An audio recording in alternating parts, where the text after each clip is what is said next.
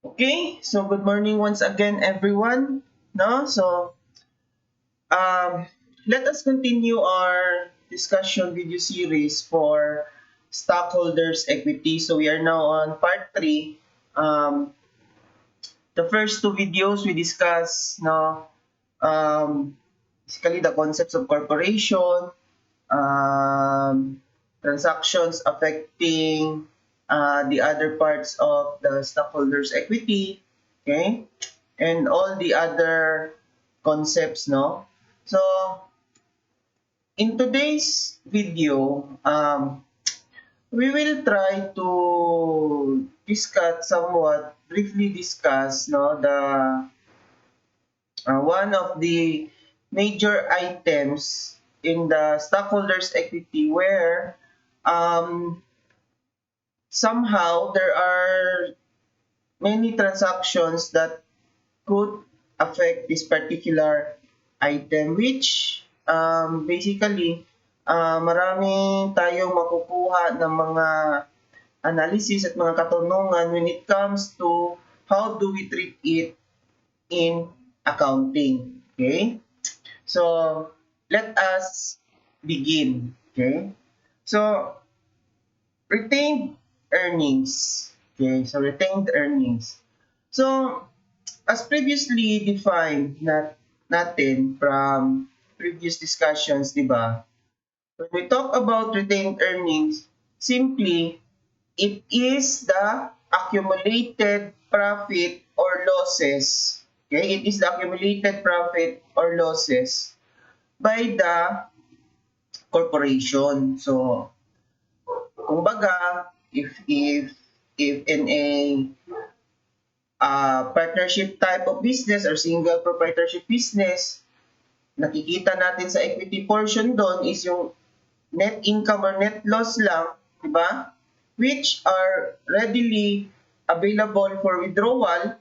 Dito sa corporation naman, yung nagre-represent sa net income or net losses, itong retained earnings, which are accumulated during the life of the corporation. Okay? During the life of the corporation. So, talking about retained earnings, okay? Talking about retained earnings, there are many items, okay, that could affect, okay, that could affect the composition of the retained earnings. Okay? Number one of that, we have again the net income or losses. Okay? We have the net income or losses.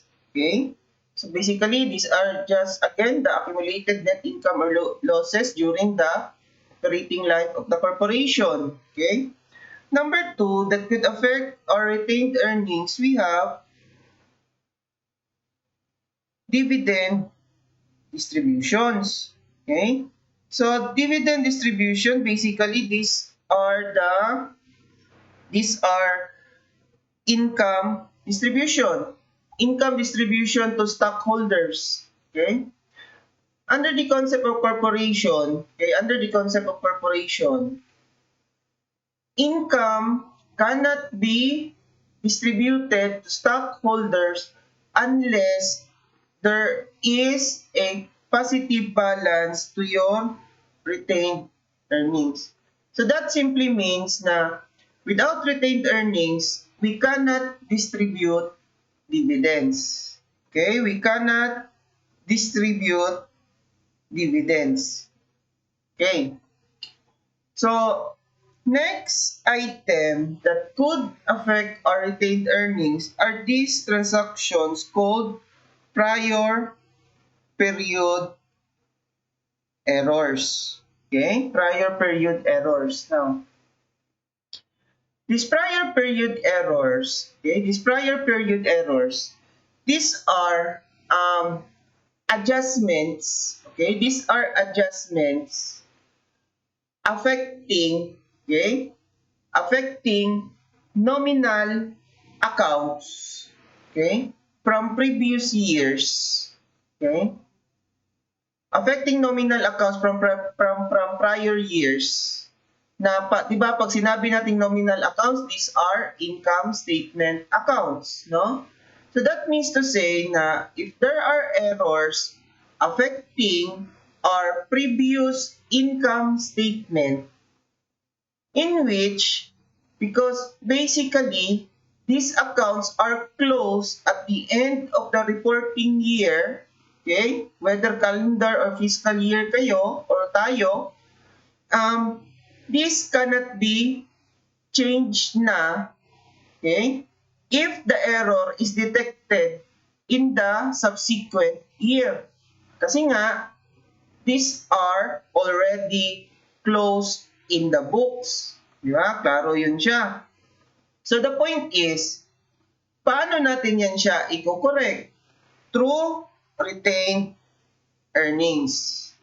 If the error affects the income, then that is an addition to our retained earnings.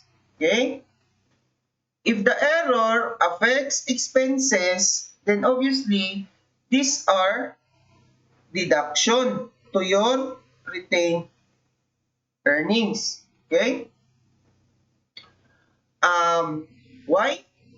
Kasi nga, simple lang. Income is an addition to your retained earnings. Okay? Well, the correct statement is ganito. If it affects the income statement and that the error will increase your income statement, then that is an addition to your retained earnings. That is the most precise statement there, no? If the error will decrease your income from the prior years, okay, if the error will decrease your income in the prior years, then obviously that is a deduction to your retained earnings. Because again, income is added to your retained earnings, di ba?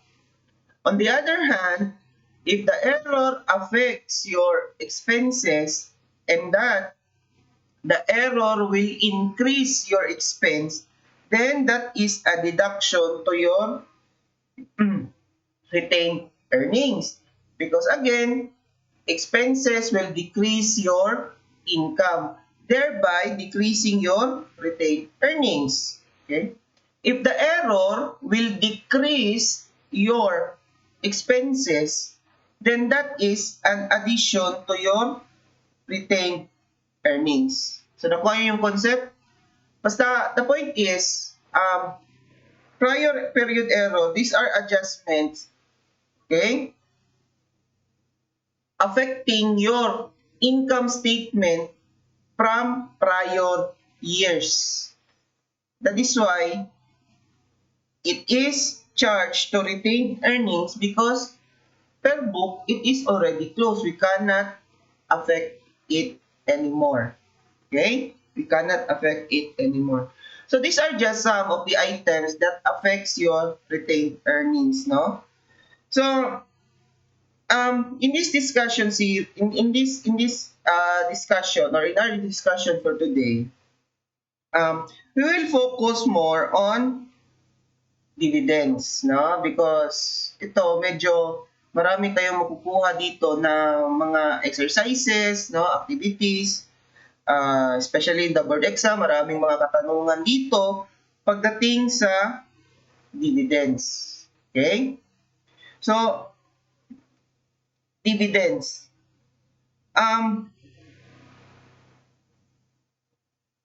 Talking about dividends, no? In general, there are two types of dividends. Okay? Dividends out of earnings and dividends out of capital. Okay? Dividends out of earnings and dividends out of capital. These dividends out of earnings, these are your usual type of dividends wherein, kumbaga, income distribution. Okay? Income distribution. We cannot we cannot distribute income if there is no there is no retained earnings that would absorb those income distribution. Okay? Yun yung typical, no? On the other hand, dividends out of capital, okay? Dividends out of capital, kumbaga, ito yung distribution of income, okay? Ito yung distribution of income to a particular or to the stockholder wherein in effect, okay, wherein in effect, parang sinasauli na natin sa kanila yung kapital na binigay nila sa corporation. Okay? That is why it is termed as dividend out of capital. Okay? Now, medyo komplikado yan na concept. Why? If you may remember, di ba, under the guidance of legal capital, di ba, trust fund doctrine, we cannot distribute capital to stockholders, di ba? So, the point here, bakit mayroon tayo or why we have these dividends out of capital, no? Why we have these dividends out of capital? Now, these dividends out of capital, this is only allowed for special cases, okay? Yung special case wherein it is allowed that capital will be returned to the owner or basically to the stockholders of a certain corporation if that particular corporation is a wasting asset corporation. Okay? Wherein, pag sinabi po natin na wasting asset corporation siya, kumbaga, kung ang life ng corporation in general is stated to be perpetual, itong mga wasting asset corporation is may specific time limit kasi may specific time, period limit sila to exist because that is how their corporation operates. Okay? Usually, this type of corporation, ito yun silang mga corporation engaged in, for example, yung mga mining of natural resources, okay? Wherein, hindi naman talaga perpetual yung resource na minamine, di ba? May hangganan din na pag naubos yun, tapos din yung corporation, di ba? Those type of operation, sila yung tinatawag natin na mga wasting asset corporation, like aside from yun nga, in general, yung mga natural resources like mining of gold corporation, mining of other natural resources like coal, ore, okay? Yung mining of gas, oil reserves, okay? Sila yung mga wasting assets. So, those type of corporation, kasi nga, because may time limit sila, and then, part of their recognition is that they will recognize yung tinatawag natin na depletion. Yung value of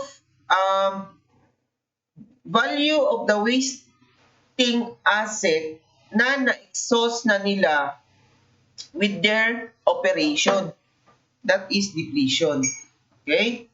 So, again, that is the only scenario or case allowed wherein we can have dividends out of capital.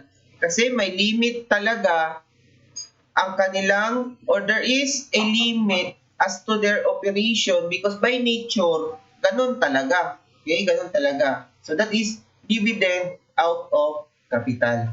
Okay? So, let's talk about dividends out of earnings. Okay? Dividends out of earnings. Okay? So, dividends out of earnings. Ito yung normal or typical na distribution of income to stockholders out of your retained earnings. Okay? So, one type, okay, or the types of dividends out of earnings, it can be na pwede tayong mag-distribute ng cash. Okay? Cash dividend. Pwede rin tayong mag-distribute ng property or property dividend. Pwede rin tayong mag-distribute ng stocks or stock dividend.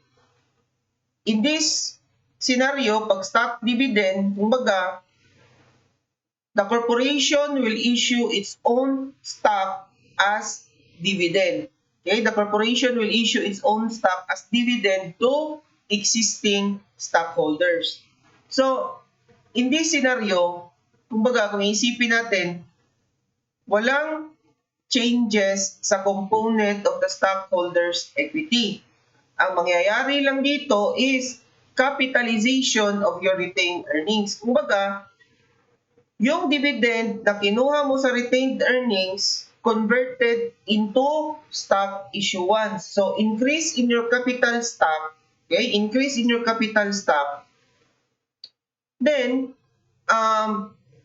deduction to your retained earnings. So, that is capitalization of your retained earnings. Okay?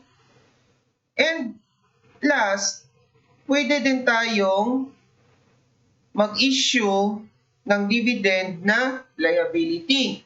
Like, scrip,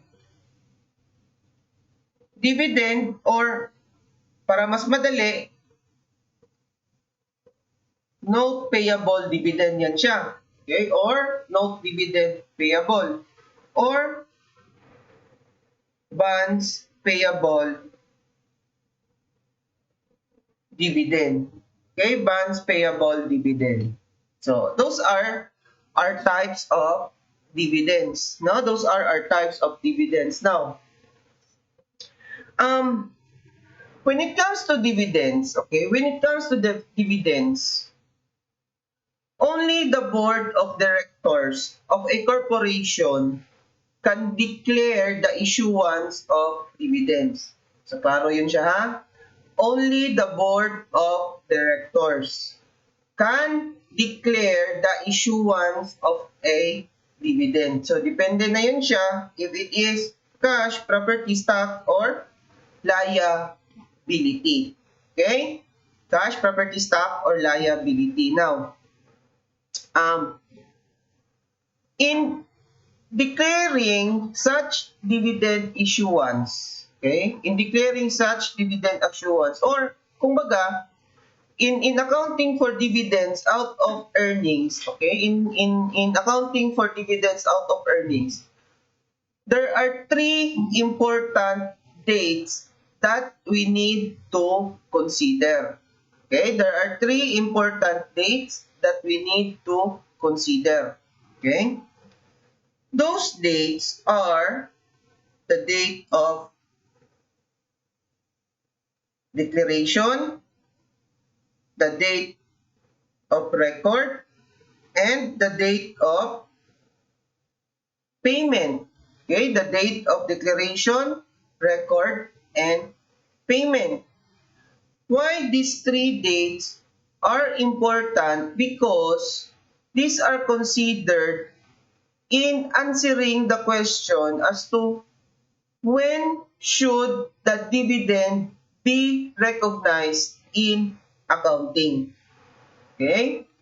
When should the dividend be recognized in accounting? Now, the answer for that is basically on the date of declaration.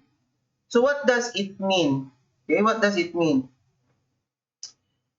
It just basically tells us na if dividends are declared, okay, by the board of directors, okay, on that date, the dividend liability should be recognized with a corresponding deduction to your retained earnings na.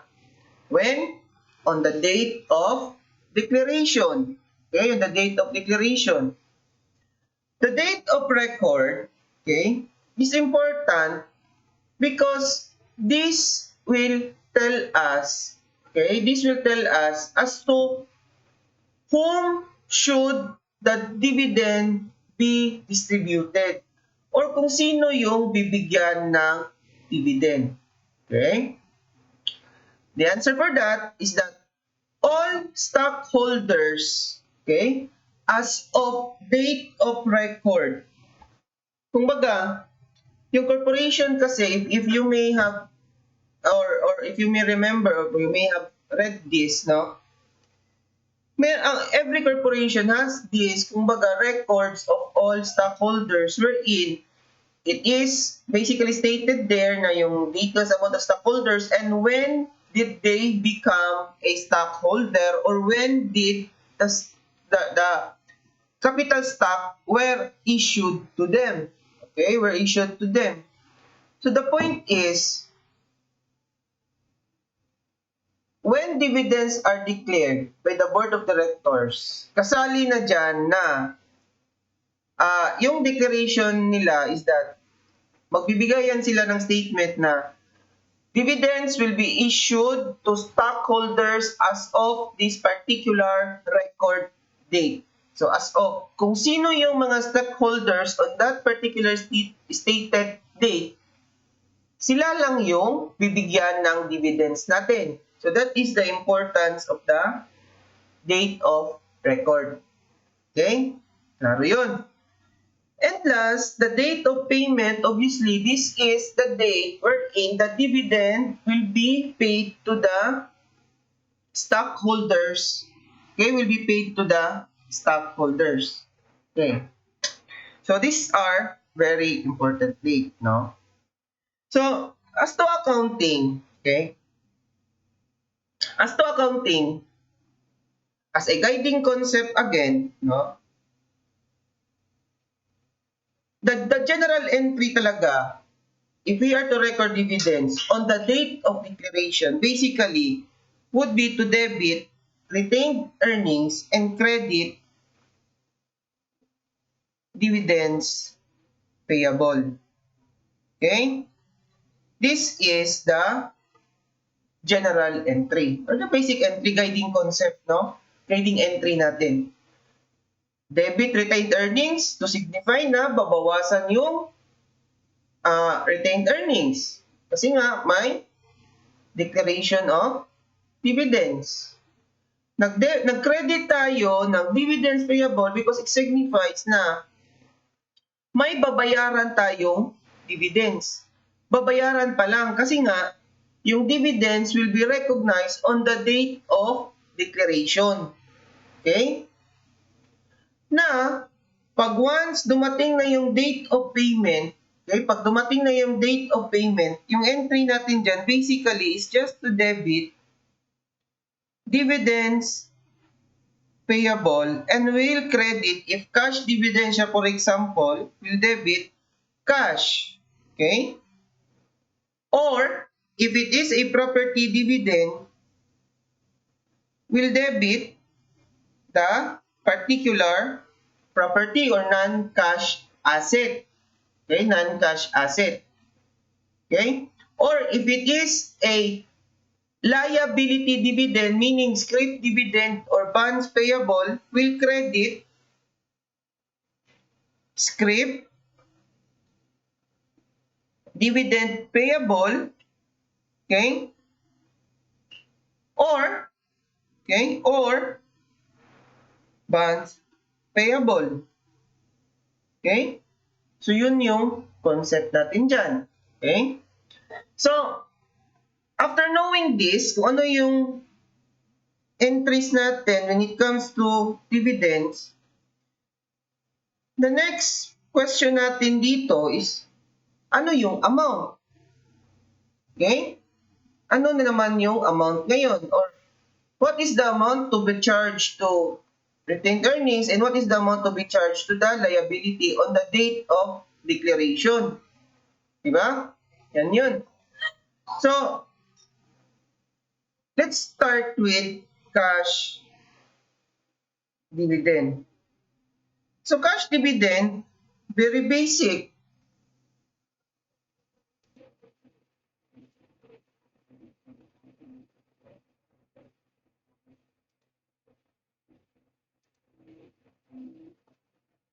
So, very basic, no? Cash dividend. Kung ano yung amount ng cash, okay? Kung ano yung amount ng cash, yun na yung i-record natin as dividend. Okay? So let's say the board of directors on December or on October 30, 2020 declared issuance of 50 pesos 50 pesos of 50 pesos per share as dividend for stockholders as of December 31. So let's say ganun yun siya. So the date of declaration, October 30, date of record, December 30. Di ba? And let's say, included in the declaration is that the date of payment will be January 30. So yun yung transaction. And let's say na meron tayong 10,000 stockholders as of date of record. So the point is, the total cash dividend would be basically computed as 10,000 multiplied by 50 pesos. So that would be 10,000 times 50. So that is 500,000. Okay? So, on the date of record, okay? On the date of record, our entry would be, date of declaration rather, that is on October 30, our entry would be to debit retained earnings and credit cash dividend payable. Okay? At 500,000. Okay? This is the date of declaration. On the date of record, December 30, wala tayong entry dyan kasi the importance of that date is just to determine kung sino yung bibigyan ng dividends, di ba? On January 30, date of payment, ang entry natin dito is debit, cash, dividend, payable, and credit, cash, 500,000. So very basic, no? So that is for cash dividend. Now, what if ngayon, the next type of dividend is, what if property dividend naman? Okay? The standard dictates na if property is declared as dividends, okay? If property is declared as dividends,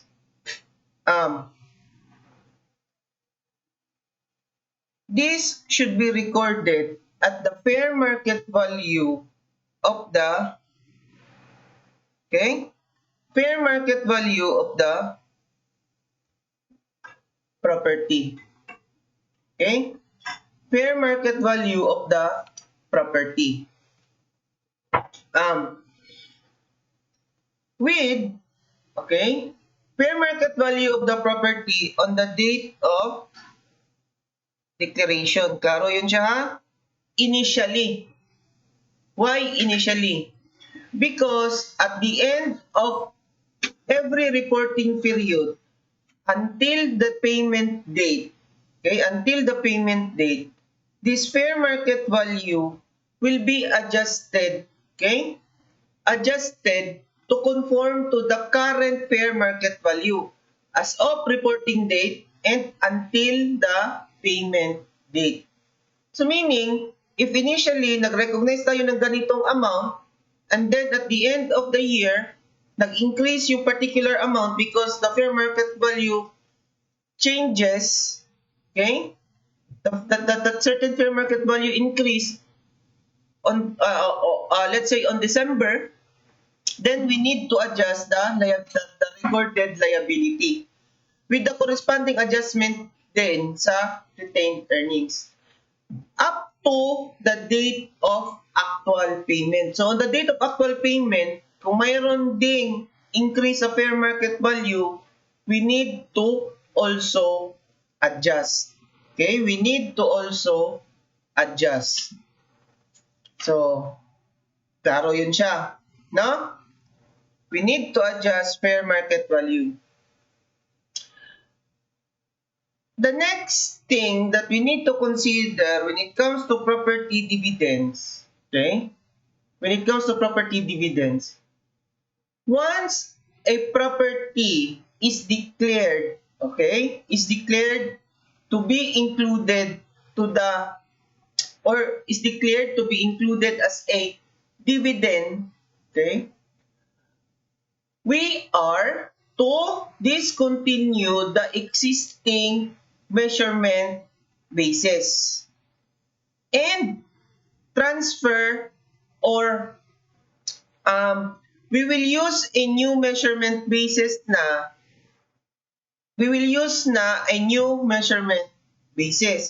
and that particular new measurement basis would now be the lower of carrying amount, okay? Lower of carrying amount and fair market value of that particular property less cost, okay? Less cost to distribute. So kung baga, ang ibig sabihin lang niyan, let's say we have, or a certain corporation declared that a particular land will be used as a property dividend. Okay? If that is the case, then during the, or on the declaration date, okay, on the declaration date, we will now discontinue measuring the land at historical cost. But rather, we will now measure it at the lower of the carrying amount and fair market value less cost to distribute that as a dividend. Okay? Property dividend na siya. With, if there are difference talaga between the two, okay, if there are difference between the two, we'll recognize impairment loss. Okay? We'll recognize impairment loss. Example, okay? October 30, date of declaration. Corporation declared land with a, let's say, with a carrying amount of 5 million and fair market value on October 30, 7 million as property dividend. Okay. So on October 30, our entry would be to debit retained earnings and credit property dividend payable. Taro yun siya. At what amount? Again, at the fair market value. Okay? On such date also, we need to look at how will it be valued because yun nga, hindi na natin i-continue na i-measure itong land at kumbaga, carrying amount. But rather, the lower of the carrying amount and the fair market value less cost to distribute. Which in this case, yung carrying amount natin is 5 million and then the fair market value is 7 million. So saan yung basis natin dito? The lower, obviously, that is 5 million. So, no changes pa rin. Okay? No changes pa rin. Kasi yun nga, We will still continue using this because this is lower between the two. Klaro yun siya, ha? Now, let's say, on December 30, on December 30, the fair market value of this land, let's say, bumaba. Kasi, yun nga, let's say, umulan masyado, then naging mabaha na tong land na to, so bumaba yung market value. So, let's say, naging 4 million na lang yan siya. Okay? Naging 4 million na lang. So, the point is, number one, we need to adjust our property dividend payable. Why? Because again, property dividend payable should be recorded at fair market value. And initially, it was recorded at 7 million. Di ba? So we need to adjust that. So how are we going to adjust that? Siyempre, babawasan lang. Credit yan siya. Pag bawasan natin, obviously, we will only debit it. Di ba? And obviously, yung corresponding credit natin, ibabalik ang retained earnings. So magkano? That is 3 million. The difference between 7 and 4. Okay? So, klaro yun siya. And then next, we need to look kung ano na naman yung measurement basis natin dito. Kung 5 million pa rin ba? Now, we have to look at it na carrying amount is 5 million and now the fair market value is 4 million. Di ba? So the point is, the lower between the two, obviously, this is 4 million. So, we need to adjust our land. Babawasan na siya, no? So, the next entry would be to credit our land by 1 million. Now, ano yung corresponding debit natin dito? If you may remember the concept for property, plant, and equipment, we will debit impairment loss because there is a decrease in the value of that particular property, plant, and equipment. Debit impairment loss. Okay? Now, let's say the date of payment for this particular example, January 30 na naman. No? And that on such date, the fair market value of this particular land, let's say, bumalik siya at 5 million. Kasi nag-improve yung condition. Let's say, example lang, ganun. No? So, the first thing that we need to do again here is to remeasure the liability before the payment. Diba? So, naging 5 million from 4 million. So, how are we going to recognize it? Again, babawasan na naman yung retained earnings, increase our property dividend payable. Okay? By the difference of 1 million. 4 minus 5 million. Okay? 4 minus 5 million. Now, so next, let us now recognize the payment. Diba? So obviously, we will now debit property dividend payable kasi nga may payment na. Magkano? 5 million. Okay? We now have a 5 million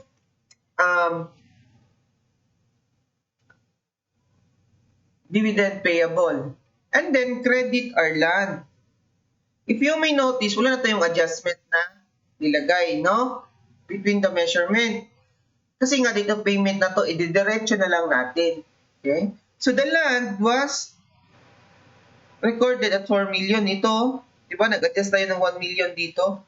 From 5, binawasan ng 1, so naging 4 million na lang yan siya. Now, there is a difference. Diba? There's a difference. And that difference will now be considered as gain on property dividend distribution. Okay? Which is to be reported in your income statement. Karo yun siya? Income statement. Gain on property dividend distribution by 1 million. Okay? So that means to say na on the date of payment, okay, if there is a difference between the liability or your property dividend payable and the carrying amount of the land or the measurement value of your land, charge it to any gain or loss on property dividend distribution. Okay? Gain or loss on property dividend distribution. Obviously, pag loss ito, mas malaki yung carrying amount or carried value ng land versus the recorded liability. Kaya, dito yan siya, possibly sa debit natin. So, loss on property dividend distribution. Okay? So, yun.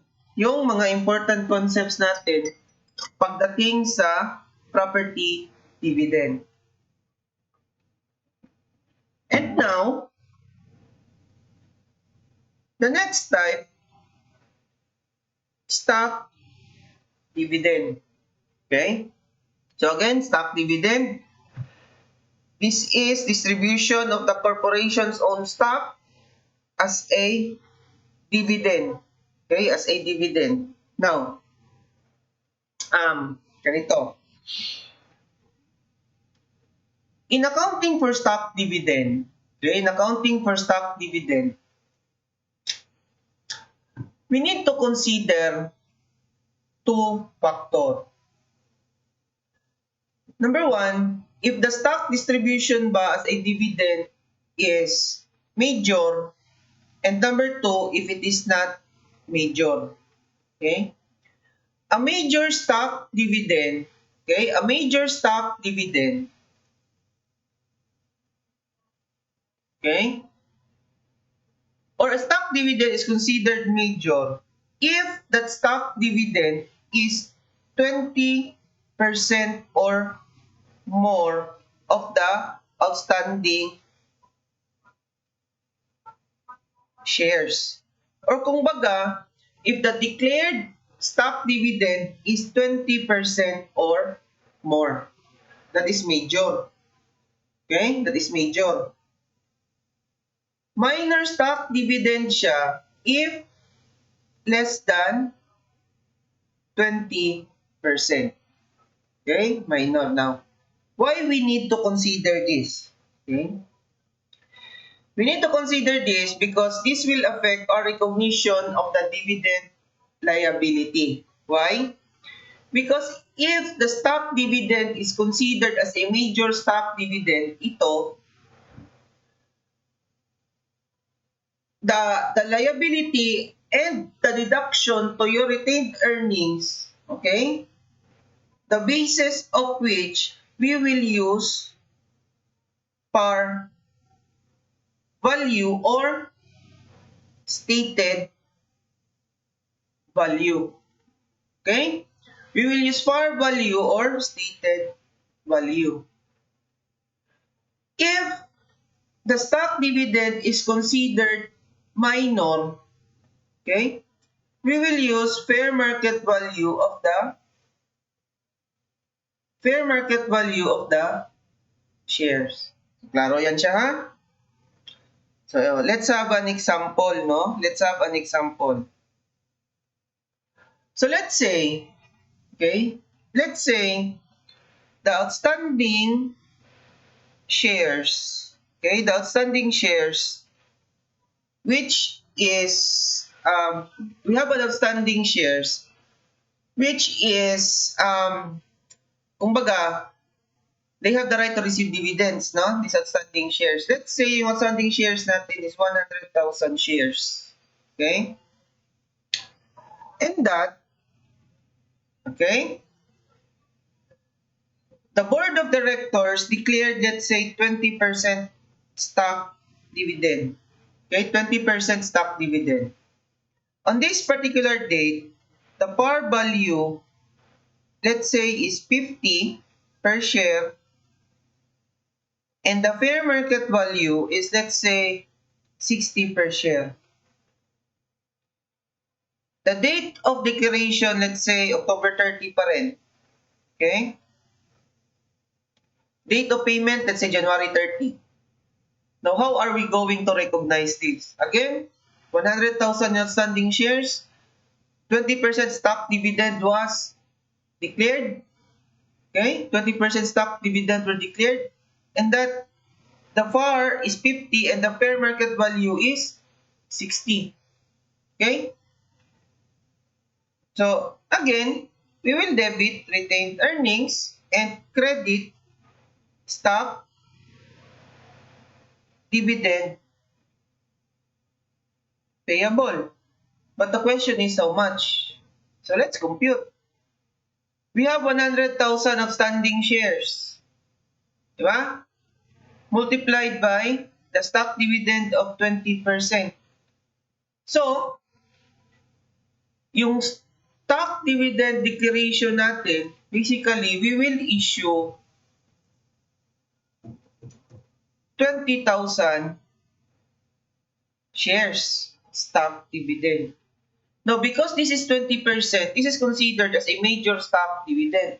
We will use par value, which is 50. Okay, we will use par value, which is 50. So, 20,000 times 50,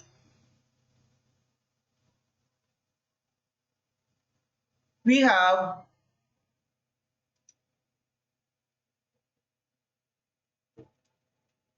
1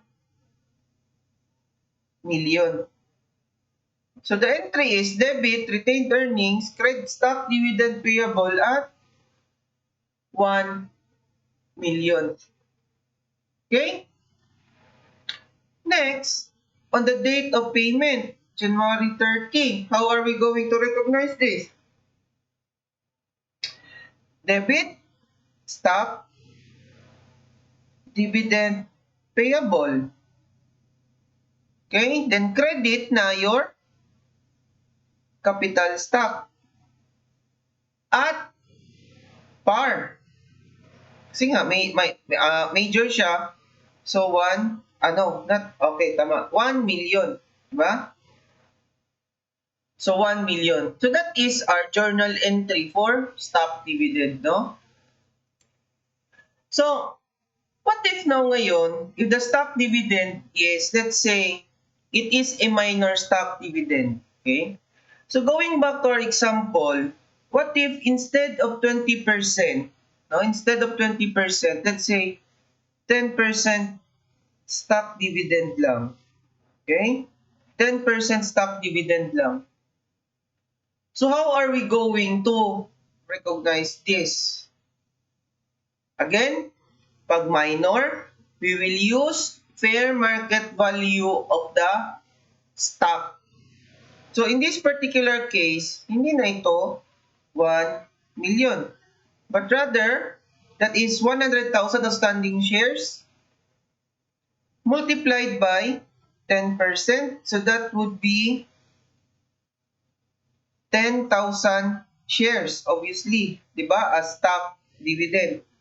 Then, multiplied by, not now the 50 par, but rather the fair market value of 60 pesos per share. Ito, diba? So, that would be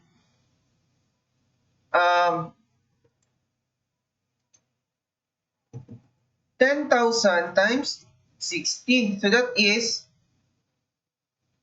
600,000. Okay? That would be 600,000. So the entry is debit retained earnings and credit stock dividend payable at 600,000. Okay? Now, on the date of payment, January 30. Baka malito tayo dito, no? Stock dividend payable natin, that was 600,000, di ba? Again, if you may remember our basic concept corporation, issuance of capital stock is always credited at par. Di ba? Always credited at par. So that means yung par value natin na na-issue because of the stock dividend payable, that is 10,000 shares stock dividend times 50 pesos na par value, that would be 500,000. So the credit year would always be only equal to par. In this particular scenario, that is 500,000. May difference, di ba? 600 minus 500. So saan mapupunta yung difference? That will go to your share premium, 100,000. Okay? So that is how we treat, okay? That is how we treat stock dividends. Okay? That is how we treat stock dividends. Now, may special case tayo dito or scenario, no? What if, okay? What if the board of directors, instead of declaring stock dividends, yung dineclare nila is treasury stocks. Okay? What if treasury stocks? So, ano yung magiging treatment natin dito ngayon? What if treasury stocks? The point is, no? According to the standards, straightforward yung sinabi ng standard kasi. Treasury shares declared as dividend, yung treatment natin dito, okay, is not a stock dividend. Okay? This is not a stock dividend daw. Instead, it will be treated as a property dividend. It will be treated as a special property dividend. Which naging special siya because, di ba, if we talk about property dividends, ano yung gagamitin natin na valuation? Di ba, fair market value, supposedly. But, if the stock dividend,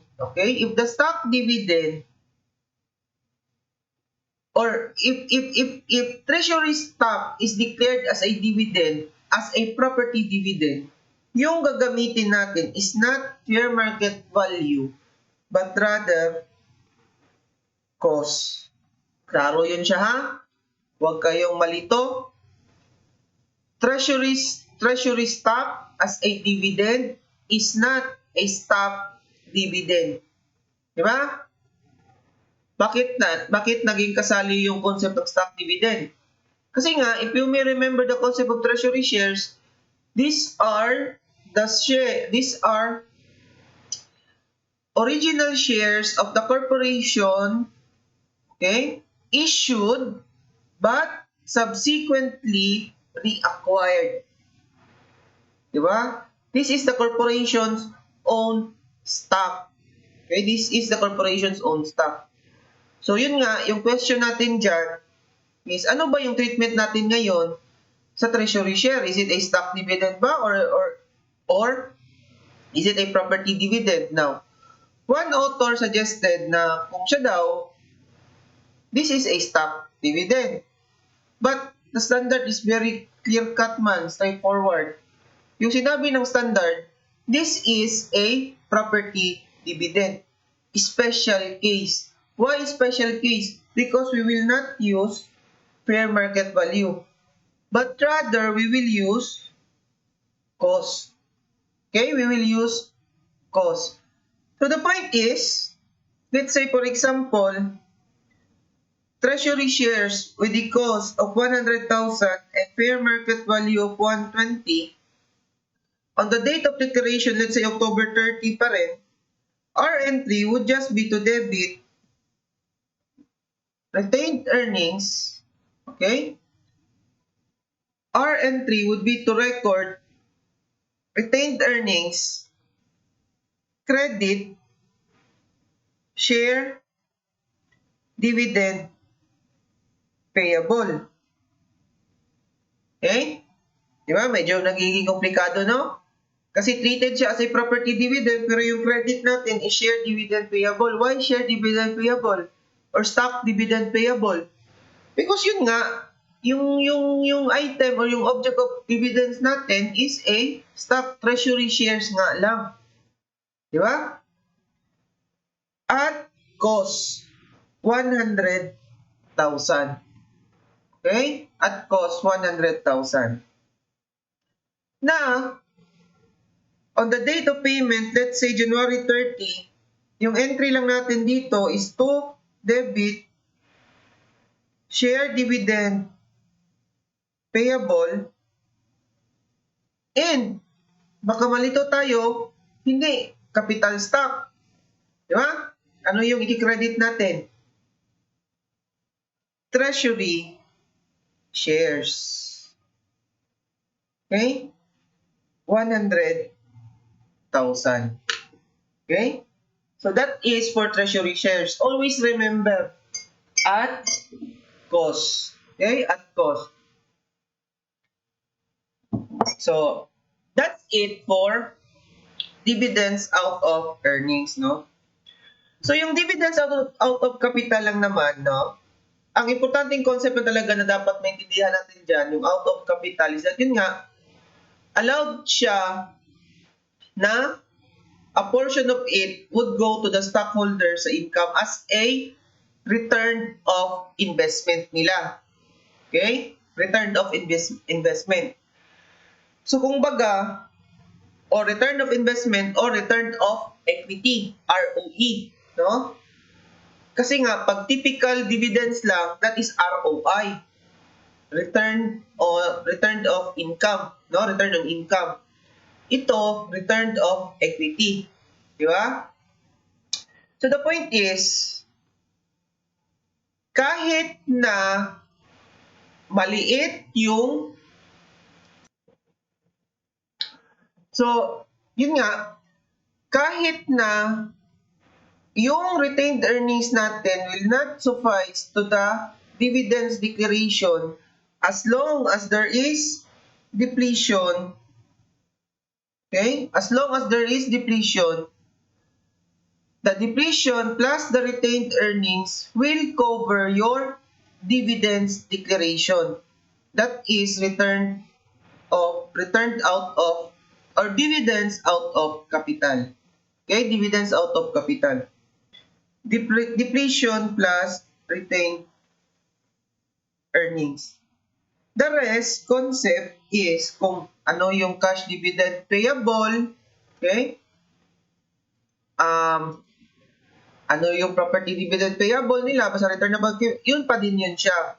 What is important is that itong dalawa na sila na yung magko-cover sa dividends declaration. Okay? So, that's it for retained earnings, no? The rest of the concept for retained earnings, i-match na lang natin when or in our fourth discussion video wherein we will try to apply all these concepts, no, that we have learned from stockholders equity up to the retained earnings section, no? Up to the retained earnings section. So, I will end this part 3, kasi nga medyo pumapangit na yung recording natin, pumuputol-putol. But on the fourth discussion video, we will now answer exercises, apply the concepts na we have learned, no? And include all those concepts na hindi natin na-discuss. Mas maganda kasi yun siya na i-discuss siya applying those concepts in actual exercises. Okay? So, see you in the next discussion video.